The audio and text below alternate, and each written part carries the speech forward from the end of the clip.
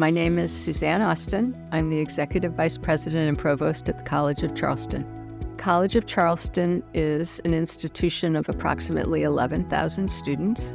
The college is very focused on workforce development in the Low Country of South Carolina. We're partnering with a number of very large international manufacturing companies, and they're very focused on hiring engineers with specializations in advanced manufacturing. So that we've been very focused on working with these employers to find out exactly what skills they expect students to have when they graduate. When I looked at the Career Academy certifications, I could see immediately the value of those very applied skills to really any student in any discipline. The mix of credentials seemed like the best, most relevant option that I had seen.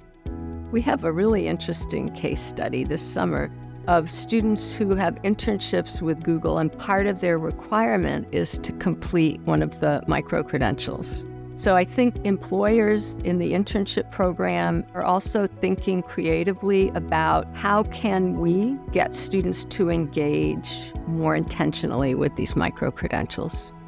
When I talk to parents about what we're doing in addition to the 4-year degree, adding these microcredentials, they understand it immediately, and they're very excited and they're very supportive.